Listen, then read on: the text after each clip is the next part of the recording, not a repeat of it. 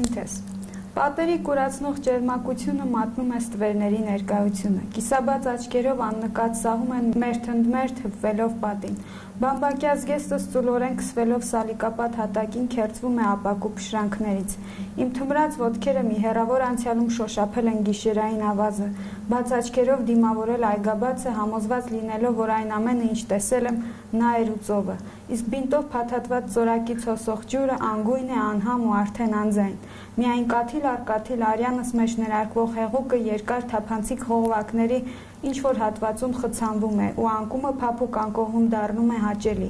Կարապի փետուրից բարձր կքվում է գլխիս ծանրությունից։ Ես հեռանում եմ վերջին պայթյունից հետո, ուր թռիչքը միայն խաբկանք էր։ Փրկությամբ կրկին ընտրեցի փորձությունը։ Քնում եմ խորը քնով ու ուզում եմ, որ օրհնեք այս մանկամարդ կնոջը։ Գնաս խաղաղությամբ։ Լիլիթ Կարապետյան, երիտասարդ գրող, արձակագիր, նաև Պատմության ֆակուլտետի արվեստաբանության ամբիոնի մագիստրանտ, երկրորդ կուրս, այսինքն ապագա մշակութաբան, այո։ Արվեստաբան, այո։ Այդպես առանձնացված է մշակութաբանը առանձին եւ արվեստաբանը առանձին։ Դուք արվեստաբան եք։ Այո, ես։ Նաև արձակագիր։ Այո։ Այսօր զրուցելու ենք Լիլիթի հետ, սա մի փոքրիկ հատված էր նրա ֆոտոսինթեզ այո կոչվող ստեղծագործությունից, որ տպագրվել է Գրանիշի վերջին համարում։ Ինչու ֆոտոսինթեզ, Լիլիթ։ Ուրեմն ֆոտոսինթեզ, գիտեք, դա բույսերի արտազատող թթվածինն է։ Ես ցույց եմ տալիս, փորձում եմ ցույց տալ, որ ստեղծվել է կյանքը ի վերջո, որի շնորհիվ ստեղծվել է կյանքը, որ բառերը եւ երազները եւ այն մտքերը, որ արտահայտում է հերոսներին, դա այն օդն է, որով շնչում է հերոսը։ Դուք արդեն շատ կարճ ժամանակ անց կունենաք նաև ձեր առաջին գիրքը։ Երկրորդը, ուրեմն երկրորդ գիրքը մոտ ապագայում կտպագրվի, կոչվում է Մենախոսություն 2 ձայնով, պետական աջակցությամբ եւ Անտարես հրատարակչության գործունեության արդյունքում։ Դուք ասես սիրում եք խոհապրիլիսոփայել, թե ձեր շատ երիտասարդ տարիքին, հա, ձեր ստեղծագործությունն է լի այդպես խոհապրիլիսոփայական, այսպես ասենք, պրպտումներով։ Ամեն դեպքում իմ ստեղծագործության ուղին մարդն է ու իր ներաշխարհը, հենց այդտեղ սեփական եսի փնտրտուքների, ինքնության որոնման եւ հարցեր են քննարկում, ով ենք մենք, ինչ ենք ուզում, ուր ենք գնում։ Այդ ուղղությամբ եք նայում, ինչ եզրահանգումների եք եկել, իսկապես ով ենք մենք, ինչ ենք ուզում, ուր ենք գնում։ Դրանք բոլոր ժամանակներում եւ գուցե եւ բոլոր արվեստագետներին եւ հատկապես գրողներին հուզել են։ Դե հայտնի է նկարը, չէ՞, Վան Գոգի, հանրահայտ Վան Գոգ, Գոգենի ներողություն, Գոգենի հանրահայտ նկարը, հայտնի պանոն։ Այո։ Բայց կարծում եմ, որ իմ հերոսը դեռևս վերջնական եզրահանգումների չի եկել, ինքը դեռ փնտրում է։ Ամեն դեպքում ինքը ճանապարհորդ է դեռ։ Դեռ։ Ինչն է կարևոր ձեզ համար այս կյանքում, ինչ արժեքներ եք կարևորում։ Իսկապես երիտասարդ գրող եք, ստեղծագործող, ինչն է կարևոր այս տարիքում ձեզ համար, ձեր միջավայրում։ Ազատությունը։ Ինչ կարող է ավելի լինել գրողի համար, քան դրսևորման ազատությունը։ Ամեն անգամ նոր գործ գրելիս դու հաղթահարում ես կապանքները ու ներգործում ես մի նոր տարածք։ Իսկ դուք վաղուց սկսեցիք գրել, երբ անց եք գրել։ Ես դե վաղուց եմ սկսել գրել, մանկության արդեն դպրոց գնալուց ի վեր։ Հիշում եք, մենք մի անգամ էլի հաղորդում էինք արել իմ արդեն առաջին գրքի հետ կապված։ Այս երկրորդ գիրքը դրա շարունակությունն է, կարծես։ Այո, այո։ Իսկ դուք այնուամենայնիվ այս փնտրտուքների մեջ ինչ լուսավոր կետ եք տեսնում։ Ձեր մարդկային փնտրտուքների, չէ՞, գրական փնտրտուքների, այսօր գրականությունը այնուամենայնիվ ուր է տանում երիտասարդ գրողին, ինչ հանգրվանի է բերելու, թե դուք դրա մասին չեք մտածում։ Թե գրականությունը, թե այսօրվա գրականությունը ուր է տանում, դա այլ հարց է, թե դու ինքը սեփական անհատը ուր է գնում, դա մեկ այլ հարց։ Ասենք գրականությունը ձեզ համար ինչ է։ Ոչ թե անպայման ձեր գրականությունը, առհասարակ գրականությունը։ Ապրելու ձև ճիգ։ Ճիգ։ Ինչու ճիգ։ Ես ամեն դեպքում կարծում եմ, որ այն ամեն ինչ ես չեմ կարողանում անել կամ արտահայտել կյանքում, անում եմ դա գրականությամբ։ Իսկ ընթերցանությունը եւ գրականությունը իմ առօրյայի գլխավոր մասն է։ Այ ովքեր են ձեր սիրած գրողները։ Ում եք սիրում ընթերցել եւ որ գրքերն են, որ անընդմեջ ձեզ հետ են։ Անընդմեջ, վերջին գրքերը, որ կարդացել եմ, ասենք Միլլեր, Փամուկ, Մուզիլ, բայց հիմա ավելի շատ մուզիլ եմ ընթերցում։ Կարդացել, ես միայն այդ մասին չեմ հարցնում, այլ որ հեղինակներն են, որոնք ձեզ շատ հոգեհարազատ են եւ իսկապես ձեր կենսագործունեության մեջ ոչ միայն ստեղծագործական, այլ կյանքում շատ կարևոր դեր ունեն։ Կա այդպիսի հեղինակ։ Որի գործերից չեք կտրում, այդպես լինում է, չէ՞, որ մեկի հետ կապվում ես, անդադ գոյտ է, կարող է չկարդաս, բայց գիրքը դրված լինի սեղանին։ Մուզիլ, ճշգրտություն եւ հոգի։ Իսկ դասական հեղինակներից։ Դե Մուզիլը ինքը 20-րդ դարի լավագույն արձակագիրն էր համարվում։ Արդեն կարելի է դասական համարել։ Արդեն հա։ Ձեր սերնդի համար գոնե դասական է։ Իսկ ասենք դասականներ նկատի ունեի Տոլստոյ, Դոստոևսկի, Շեքսպիր եւ այլն։ Կարծում եք, չէ, ես իհարկե կարդում եմ եւ ընթերցում եմ, դուք այդ հարցը եք տվել հեղինակներին։ Կան գրողներ, որոնք ստիպում են երիտասարդ գրողներին գրել, ստեղծագործել եւ մղվել առաջ։ Օրինակ Մուզիլը, Ջոյսը, Միլլերը, դրանք այդ հեղինակներն են, որ ստիպում են քեզ գրել։ Իսկ ձեր նշած օրինակ Տոլստոյ, չնայած ես Դոստոևսկուն եմ սիրում, Տոլստոյ եւ այլն իմ կարծիքով այսօրվա գրողին գրականության պատմություն են։ Գրականության պատմություն է։ Միայն գրողի համար ձեր կարծիքով։ Եթե նեղ դիտարկենք, այո։ Իսկ այսօրվա գրողը, օրինակ, դասական դառնալու միտում ունի, այդ ձեր ժամանակակից գրող։ Համարում եք, որ այդ ձեր միջավայրում դուք կամ չէ, շատ երիտասարդ գրողներ, նաև միջին սերնդի գրողներ 100 տարի հետո նրանք համարվեն արդեն դասական գրողներ։ Կա նրանց ստեղծագործության մեջ այդ ներողություն դասականության կորիզը։ Ես կարծում եմ, որ իրենք գրելով էլ հանդերձ չեն մտածում, դասական կհամարվեն, թե ոչ։ Պարզ է, որ չեն մտածում, բայց կմնան, արդյոք կմնան գրականության մեջ, թե ոչ։ Արդյոք արժանի գրականություն է ստեղծվում այսօր։ Չէ, իհարկե ստեղծվում է արժանի գրականություն։ Ես ուղղակի մտածում եի, այ հետաքրքիր է 100 տարի հետո ինչպիսի հայացք լինի 100 տարի հետո ապրող մարդու համար այսօրվա գրականությանը։ Ասենք 100 տարի հետո հնարավորությունները ավելի մեծ են լինելու։ Գուցե եւ այն ստեղծագործությունները, որոնք այսօր գրում են ավելի ուշ եւ ավելի դժվար, ու անձայն 100 տարի հետո արդեն մեկ այլ հայացք կլինի, այսինքն ինչ երկիր կունենանք 100 տարի հետո ձեր կարծիքով։ Այսօրվա իրատես հայացքով նայելիս դեպի առաջ։ Համենայն դեպս մենք պետք է պահանջենք, որ այդ երկիրը ավելի լավ լինի, ավելի արդար լինի ու գուցե եւ հիմա դա ծիծաղելի է հնչում այդ բառերը՝ արդարություն, ազնվություն, բարոյականություն, բայց հուսամ, որ 100 տարի հետո նման խնդիր չի լինի։ Այսինքն այնուամենայնիվ կորսված արժեքները, այսօր կորսված արժեքները դուք հույս ունեք հայտնաբերել հետո կհայտնաբերվեն նորից։ Կարծում եմ, երբ որ տնտեսական աճ գրանցվի եւ աղքատության ցուցանիշը պակասի, արտագաղթը նվազի եւ դրա արդյունքում օրինակ պետությունը հասկանա, որ պետքա հովանավորի իր երիտասարդ գրողին ու իր երիտասարդ գիտնականին եւ դա ոչ թե բեռը, այլ իր աշխատանքը ու չպետք է գրականությունը յոլա տանել, այլ թույլ տալ, որ ինքը ավելի մեծ տարածքներ ներգրավի։ Կարծում եմ, որ դրանք այն արժեքներն են, որոնք կարող է փրկողակ հանդիսանալ մարդու համար։ Տեսեք, բայց պետությունը, պետական իշխանավորները ասում են հազար մի պատճառաբանություն են գտնում, նաև օբյեկտիվ, որ այս փոքրիկ երկիրը շրջափակված, իսկապես շատ մեծ հոգսերի մեջ տնտեսական,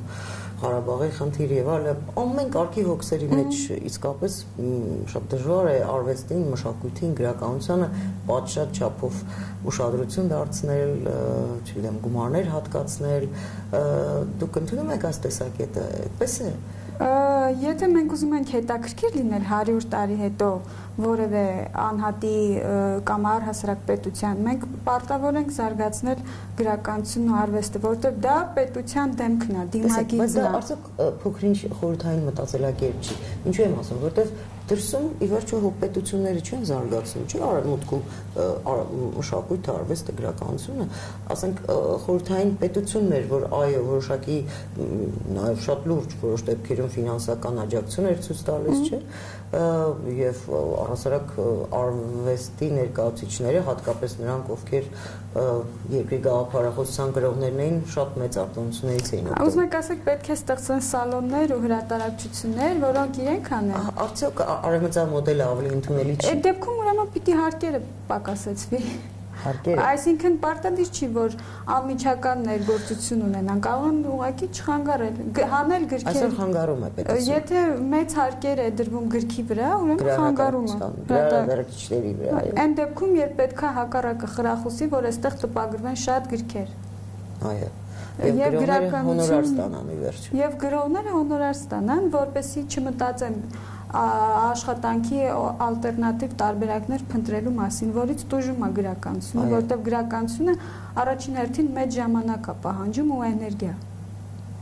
Իսկ դուք ապագա արվեստաբան եք նաև ուսանող։ Դա առայժմ ուսանող, այո։ Հուսամ, որ մոտ ապագայում կկարողանամ արդեն ասպիրանտուրա ընդունվել։ Ինչ մագիստրատուրայի թեզը որն է, Ուրեմն ես ապագա միջնադարագետ եմ, ուշ միջնադարագետ, ուշ միջնադարյան, ուսումնասիրում եմ ուշ միջնադարյան քանդակը, ու այդ ժամանակ մենք պետություն չենք ունեցել ընդհանրապես,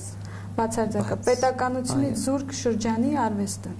Բայց ուշ միջնադարյան ճարտարապետությունն է, Ճարտարապետություն, քանդակագործություն, այո։ Ինչպես եք բացատրում, որ պետություն չենք ունեցել, բայց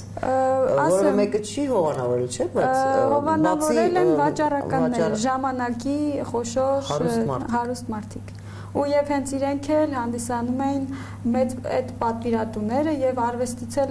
լավ հասկանում էին, քանի որ առևտրական կապեր կար Եվրոպայի հետ։ Նաեւ իրենք ժամանակի կրթված մարդիկ էին, ոչ միայն հարուստ էին, այլև շատ կրթված էին։ Առաջատար մտավոր ուղեղը հենց հարուստ մարդիկ էին։ Այսօր Հայաստանում այդպեսին են մեծահարուստները։ Հիմա հակառակն է։ Պրոցեսը մեզ մոտ այնքան պիտի սպասենք այնքան, մինչև մեծահարուստները մեզանում մի քանի սերունդ կրթվեն, այո։ Գուցե ավելի ինտելեկտուալ հարուստ խավ ձևավորվի եւ այդ ժամանակ էլ արդեն արվեստը կզարգանա։ Չնայած դա մի տարբերակն է, ընդհանրապես մի փոքր տարբերակն է։ Տարբեր ուղիներ կարելի է փնտրել։ Որպես արվեստաբան, թե ուսանող եք, այնուամենայնիվ ինչ եք տեսնում, ինչ փոփոխություն կա մեր արվեստի զարգացման մեջ վերջին տարիներին, օրինակ ասենք վերջին 5 տարում տեսնում եք ինչ որ զարգացում։ Գրականությունը, այո, արվեստը եւս բայց դրանք այն զարգացումներ, որոնք հիմա տեղի ունեն, նախ առաջին հերթին բավականին դանդաղ են ու անձայն են, որպեսզի մենք ունենանք ավելի պարտադրող եւ ավելի հնչեղ գրականություն, մենք պետք է ունենանք ավելի մեծ թվով գրական ներուժ, այսինքն ավելի մեծ թվով լավ գրողներ, պատրաստած գրողներ։ Իսկ դա որտեղից կունենանք։ Ինչպես կարող ենք ավելի շատ ունենալ, քան կա։ Ինչ պիտի արվի, ռեսուրսներ։ Այո, ինչ պիտի արվի, որ ավելի շատ ունենանք։ Խթանում ենք թե ֆինանսապես, թե բարոյապես, խթան, որպեսզի պատանի գրողները տեսնելով ավագներին խրախուսվեն ու սկսեն գրել։ Բայց տեսեք, եթե մարդը ցանկություն ունի գրելու, ասենք, իր մեջ կա գրելու, ինքը ոչ մտածում չէ, որ չգրե, որովհետև ապագաս աղոտ է, մշուշոտ, ինքը գրում է, չէ, պարզապես։ Ուզում ասեմ, խթանելը ո՞րն է ի վերջո, ինչ առումով խթանել։ Նայեք, խթան մենք կարող ենք գրել մեզ համար ու կարող ենք գա մի ժամանակահատված ու սկսենք չգրել։ Սկսենք չգրել։ Ինչու՞։ Որտեվ կյանքը հաղթում է գրականությանը։ Ես ուզում եմ, որ գրականությունը հաղթի կյանքին։ Այսինքն գրենք։ Բայց կյանք հավարտում գնում է գրականությունը մնում է միշտ այդպես է։ Գրականությունը հաղթել է վերջը։ Եթե իհարկե ստեղծվում է, եթե խեղդում է, չի թողնում ստեղծվի, ուրեմն պարտեզ։ Այսինքն այսօր կարող ենք փաստել, որ կյանքը այստեղ Հայաստանի իրականության մեջ խեղդում է գրականությանը։ Այո, տվյալ դեռևս այո։ Այդպես է։ Օրինակ, եթե չխեղդեր, շատ ավելի լավ գրականություն պիտի ստեղծվեր, շատ ավելի գրողներ պիտի, այո, գրական դաշտում Երևանի։ Այո, եթե այդպես չլիներ, գուցեև։ Դուք համոզված եք այդպես։ Համենայն դեպս դա եւս պատճառ կհանդիսանա, որ ավելի լայն գրական շրջանակ ունենանք։ Խոսքը ոչ միայն գրելու մասին է, այլև թե վերջ-վերջո գրողը ինչպիսի գրականություն արտադրում ճակերտների մեջ։ Իսկ որպեսզի ունենանք ավելի լավ գրքեր, որոնք կարող են ավելի գլոբալ հարցերի անդրադառնալ, ուրեմն պիտի նպաստենք դրան։ Այսինքն գրողը պիտի ապրելու հնար ունենա ի վերջո։ Այո։ Առաջին հերթին լեզվով ասած իսկապես մենք մի քիչ բարդացնում եմ, ես գեղեցկացնում եմ նախադասությունները, բայց այո, պետք է ֆինանսապես ապահովված լինի, որպեսզի զբաղվի գրականությամբ։ Իր գրականությունը չէ, որ պիտի այդ ֆինանսական ապահովվածությունը իրեն բերի, ասենք օրինակ գրեց, վաճառվեց եւ ինքը կստանա հասույթ, այդպես չի։ Այո, հոնորար կամ հասույթ կամ տոկոսներ։ Ինչու հիմա այդպես չի։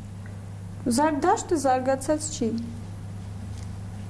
Եվ վերջիվերջո ինչպես կարելի է մեծ հասույթի մասին խոսել, եթե մենք քիչ տպաքանակով գրքեր ենք տպագրում։ 500 օրինակ։ 400 օրինակ։ Ծիծաղելի է, չէ՞։ Մեծ հասույթների մասին մտածել։ Մեծ հասույթ, եթե ընդհանրապես այդքանը կա այն էլ դժվարությամբ կարողանում սպառվի, ուրեմն չի կարելի մեծ հասույթների մասին լինել։ Այո, այդ դուք որպես ուսանող ինչ հոգսերի եք բախվում խնդիրների, ասենք դուք մագիստրատուրայի երկրորդ կուրսում եք, ուսանող եք այնուամենայնիվ, գրական դաշտում եք, աշխատում եք, բայց այ որպես ուսանող ինչ համասանական ինչ խնդիրներ եք։ Օրինակ նայեք, արվեստաբանությունը նույնքան ծանր վիճակում է այսօր, որքան գրականությունը։ Այսինքն եթե մենք ասում ենք գրողին հոնորար չեն տալ եւ այլն, այսօր արվեստաբան ունի աշխատանք փնտրելու եւ գտնելու մեծ խնդիր։ Պատկերացրեք 6 տարի սովորելով մեր համալսարանում իմ ընկերները եւ ընդհանրապես ուսանողները այլտեղ են աշխատանք փնտրում, այսինքն նույնիսկ սպասարկման ոլորտում, որը կապ չունի արվեստի։ Չեն աշխատում որպես արվեստաբան։ Չեն աշխատում արվեստաբան, չկա աշխատանք։ Դաշտ ոլորտը զարգացած չի։ Դրա համար էլի ներդրումներ են պետք։ Պետք է օրինակ ես մտածում եմ, որ կրթական համակարգը ավելի կզարգանար, եթե մենք ունենայինք լավ դասագրքեր, ասենք մանրանկարչության, պատկերագրության, քանդակի վերաբերյալ տպվեին դասագրքեր, որպեսզի ուսանողները ոչ այնքան նյութ հայթայթելու հետո այդ վրա ժամանակ ծախսեին, այլ գիտելիքը խորացնելու։ Այո, բայց տեսեք, փաստորեն 10 տարուց ավել չէ գոյություն ունի արվեստաբանության ամբիոնը։ Ես հիշում եմ, նույնիսկ տասնամյակին մասնակցել եմ եւ շատ հետաքրքիր էր այդ ներկայացում այդքան սերունդների վերջո ավարտեցին, չէ։ Քանի տարեկան քանի հոգի է ավարտում արվեստաբանության։ Բավական շատ են, չէ՞, կարծես թե։ Տարեկան երևի բակալավրը մոտ 40, 40-50 այդպես հասկանալ։ Մագիստրատուրան 20-ից ավել։ Հիմա այդ շրջանավարտներից կա ինչ-որ, չեմ ասում վիճակագրական պատկեր, բայց գոնե այդպես ընդհանուր պատկերացում, թե քանիսն են արվեստաբան դարձել եւ արվեստաբանությամբ իսկապես։ Դե որքանով որ ես գիտեմ, ամեն տարի մագիստրատուրայից հետո ասպիրանտուրա դիմում է մոտավորապես 5-ից 6 հոգի։ Այդպես։ Բայց այդ դուք ասում եք բակալավրիատից հետո արդեն կարծես թե շատերը չեն շարունակում։ Հա, շատ կեսը կիսվում է։ Իսկ եթե պայմաններ լիներ աշխատելու կշարունակեին։ Կշարունակեին, վստահ եմ, որ կշարունակեին, իհարկե, որովհետև 4 տարի սովորելով արվեստ, մարդը բավականին կրթվում է ու նրբանում է։ Ու իր համար շատ ծանր է ու ցավոտ է թողնել արվեստը ու հեռանալ։ Բայց քանի որ հույս չկա, ապագայի տեսլական չկա գրականության եւ արվեստի բնագավառում, դրա համար կիսատ են թողնում։ Իսկ այդ ձեր ուսանողների կամ շրջանավարտների մեջ կան մարդիկ, որոնք զբաղվում են ժամանակակից արվեստի խնդիրներով։ Ժամանակակից թերևս չեմ, ես անձամբ չեմ ճանաչում։ Ինչու ես շատ հաճախ այդ հարցնել եմ, հետաքրքրում է ինձ ուզում տալ, ինչու երիտասարդները քիչ են հետաքրքրում ժամանակակից արվեստի խնդիրները։ Չէ, չեմ կարծում, որ քիչ են հետաքրքրում, պարզապես գուցե եւ ակադեմիայում են այդտեղ ժամանակակից արվեստով ավելի, մենք մեր շեշտ ավելի հայագիտական։ Հայագիտական։ Իսկ հայագիտությունը ձեր կարծիքով ինչ վիճակում է։ Այդքան, չէ, ասում են պիտի զարգանա հայագիտությունը, գումարներ է տրամադրվում, նույնիսկ շատ լուրջ քայլեր արվեցին նախկինում վարչապետի մակարդակով, չէ, հայագիտության զարգացման համար։ Ինչ վիճակ է այսօր։ Չեմ կարծում, որ ավելի Համենայն դեպս գոնե այդ ազդակները, ներդրումները, որոնք դուք ասում եք, ուսանողներին չի հասնում։ Բայց դուք ասցիք, որ այն ամենն ինչ որ զարգացում վերջին 5 տարիներին կա, ինչ նկատի ունեիք։ Գրականություն։ Ոչ միայն գրականության, դուք ես հարցրեցի նկատում եք ինչ որ զարգացում արվեստի, մշակույթի, գրականության նաև ոլորտում։ Մնացած ոլորտներում գրականությունից զատ դուք ինչ որ զարգացում նկատում եք։ Բազմաթիվ ցուցահանդեսներ են լինում, կատալոգներ են տպագրվում, գիտեմ, որ օրինակ նույն նախագահական մրցանակը կա նաև քանդակագործների նկարիչների համար կան, բայց դրանք շատ քիչ է, կարծում եմ տամանը շատ քիչ է։ Այդ դուք որպես արվեստաբան սիրում եք այսօր ստեղծվող արվեստը, իսկապես երաժշտությունը, ոչ միայն գրականությունը կողմ թողնենք, երաժշտությունը, գեղանկարչությունը, քանդակը եւ այլն։ Բոլոր այն ցուցահանդեսներին, որ ես մասնակցում եմ, այդտեղ շատ հետաքրքիր գործեր են, աշխատանքներ են լինում։ Հիմա թերևս անուններ չեմ հիշի, որովհետև մանրամասն այդպես չեմ նայել, բայց կարծում, այո, կան։ Բայց ինչ որ նկատում եք ինչ որ բան, որի պակասը կա մեր արվեստում այսօր ժամանակակից արվեստագետի մոտ, կա ինչ որ բան, որ կուզենայիք մենք չլիներ կամ հակառակ ինչ որ բացակայություն կա ինչ որ բանի։ Ասենք ժամանակակից արվեստագետները ավելի կարիք չունեն ուժեղ լինելու, համարձակ, թե չէ։ Կա այդ ուժեղ եւ լինել համարձակ։ Ախր դա բոլոր ժամանակների խնդիրն է։ Ըմբոստ, ի վերջո, մեր ժամանակներում կարծես արվեստագետները ավելի պակաս ըմբոստ էին։ Պակաս ըմբոստ էին, թե ավելի ըմբոստ էին։ Հիմա ավելի ըմբոստ են։ Ձեր կարծիքը ասեք, խնդրում եմ, հետաքրքիր է։ Ես կարծում եմ, որ այսօրվա արվեստագետը, մեծ մասամբ պարփակված է իր աշխարհում եւ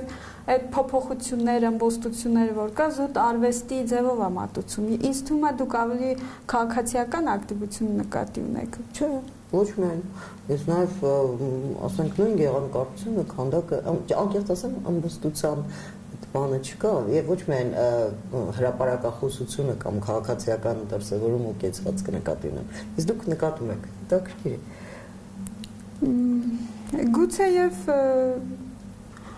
Գուցեև այդքան ակնառու չի։ Ակնառու չի։ Այո։ Ազատ է այսօր արվեստագետը իր ստեղծագործության մեջ։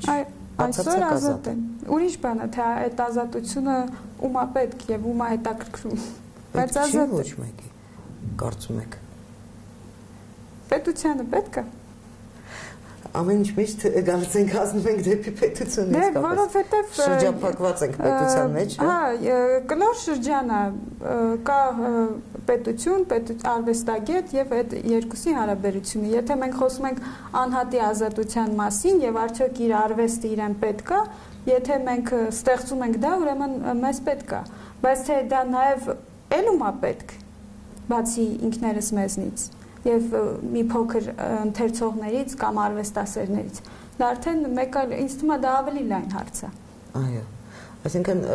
պետություն, հասարակություն եւ արվեստագետ։ Գրող, ընթերցող եւ պետություն։ Հիմա գրողը գրում է իր գրական շրջանակի համար, հա, ընթերցողը ապրում է առանձին, պետությունը առանձին։ Այդպես է ստացվում։ Համենայն դեպս այսօր որոշ ճիքեր հիմնականում ինտերնետային անում են, որպեսզի ավելի լայն գրականություն, ավելի լայն շրջան տարածում ունենա։ Հուսամ, որ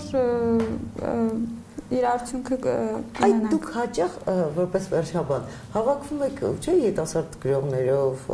Գրանիշի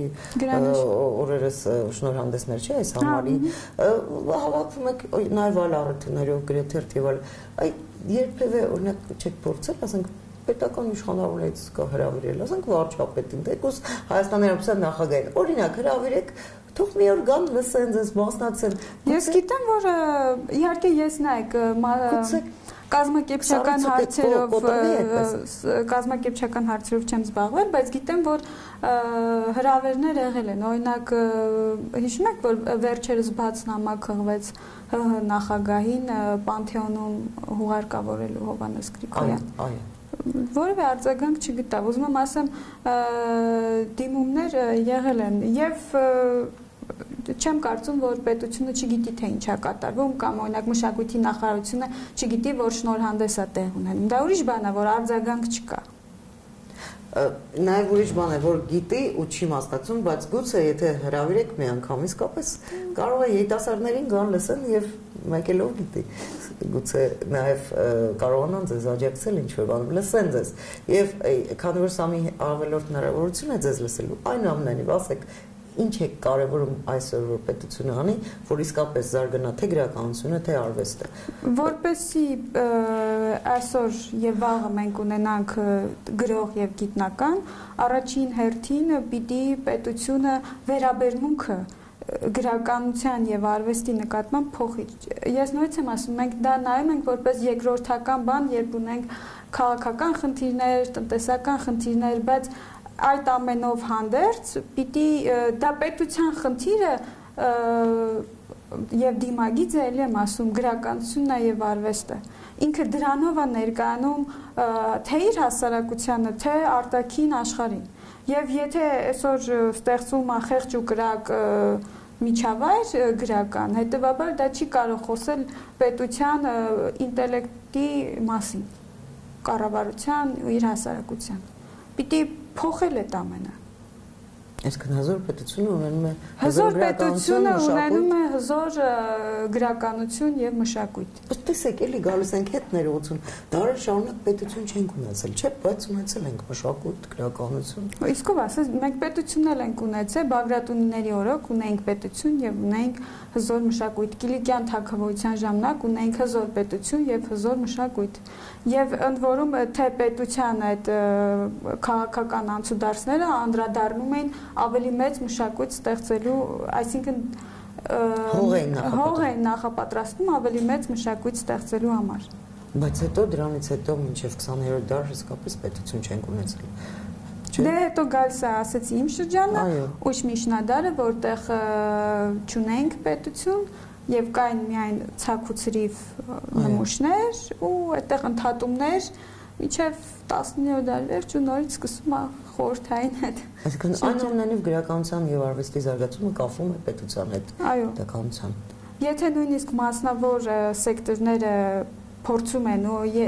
այսօր էլ փորձում են փոփոխություններ մտցնել, այնուամենայնիվ մենք պետքա մտածենք, որ լայն մասսայական եւ ավելի ուժեղ արվեստ ստեղծելու համար պիտի ունենանք լավ պետություն եւ պետական լավ աջակցություն եւ աջակցություն շնորհակալություն հաջողություն ձեզ շնորհակալ եմ սպասում ենք ձեր երկրորդ գրքի լույս ընծայմանը